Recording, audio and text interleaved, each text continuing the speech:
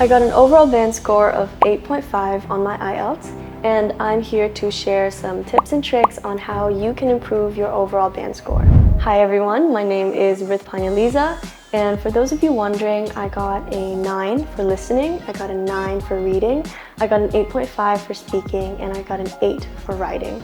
I'm going to divide this video into 4 sections so I can focus my tips on each skill. To start us off with listening, my biggest tip would be to pay as close attention as you can to the audio while you're in the exam. A lot of people struggle because the audio only plays once. You can't replay it, you can't pause it, and so that may lead to people missing a few answers or making a few mistakes. The best way to combat this would be to listen to the audio as closely as possible. Some people may think that it's enough to only listen out for the keywords and only look out for the keywords, but there are questions that are designed to trick you. A question could be, what color was the lamp? And the audio will say the lamp was blue, but then I repainted it and now it's red. So for questions like this, if you were only looking out for the keywords, you would hear lamp, oh, blue, and then you would quickly type in the answer and you'd make a mistake there because the answer was actually red.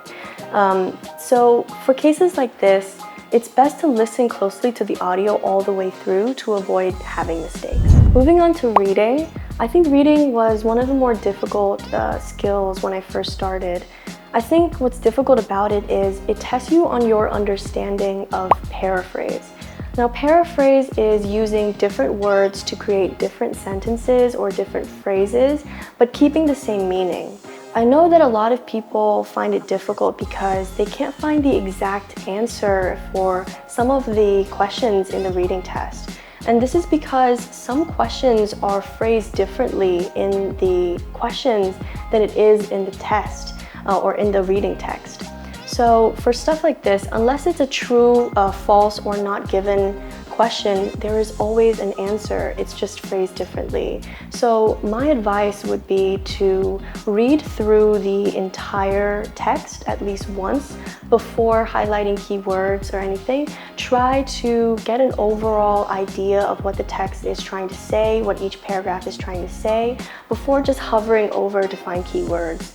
That's a common mistake I see people make. They go first to the questions, they see the keywords, and then they just hover over the reading text trying to find the answer.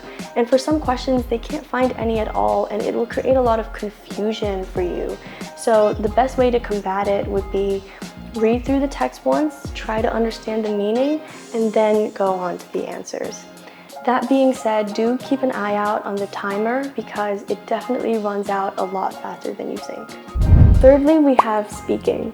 I think it's one of the easier skills, but it's definitely scary for someone taking it the first time. I want to clear something up with speaking. Speaking does not test you on how smart you are. It tests you on how well you communicate and how well you speak in English. I see a lot of people trying to use big fancy words and to try to impress the examiner, to try to get a better score. But in my experience, that wasn't the case. I got an 8.5 for speaking, but I didn't use any big fancy words because the examiner won't expect you to use these words because they're not part of your natural vocabulary. It's a good thing if you have naturally a wide vocabulary. It'll show you're an expert, but if you don't have a natural one, it's best not to force it because if you use those words in the incorrect context, it might bring down your score, if anything. So I advise you stay as clear and as natural as possible, and the examiner will give you the score that best fits you.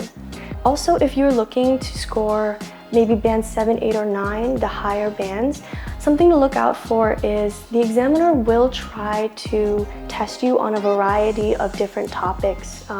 I have topics like robotics or artificial intelligence all the way down to running a business or being a CEO. The reason they test you on these topics is they want to know if you can express yourself in unfamiliar topics you don't talk about in everyday life. And for those topics, the trick is to use topic-specific words. So when I had my topic of artificial intelligence, I tried to use words like coding or machine learning. They aren't hard words, but they are words unique to artificial intelligence. And when I use these words, the examiner knows that I know what I'm talking about and I can contribute to the conversation.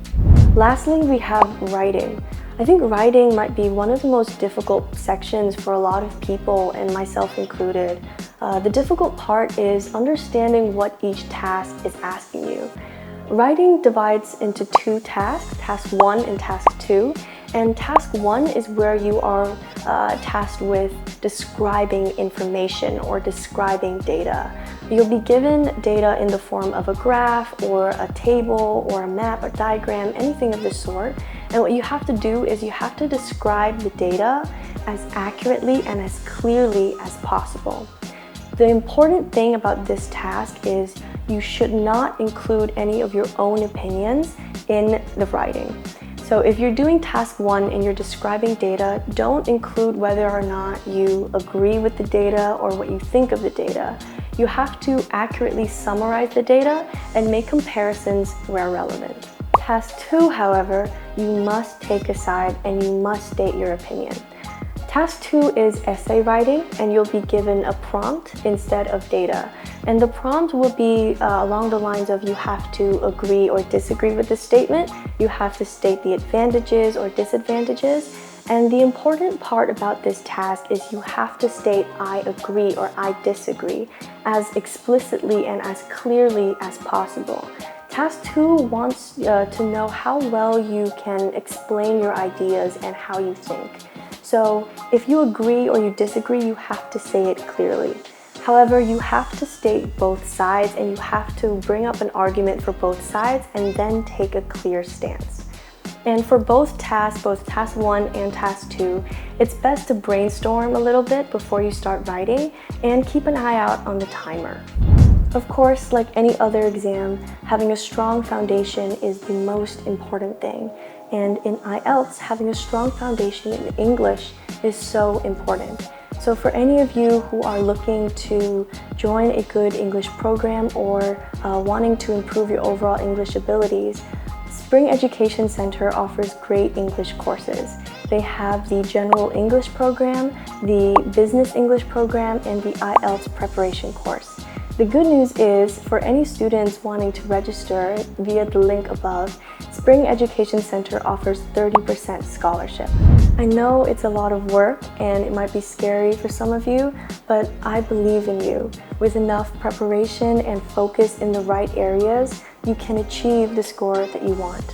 I hope you get there, and I hope this video helped you in any way possible. Thank you for watching. Bye-bye.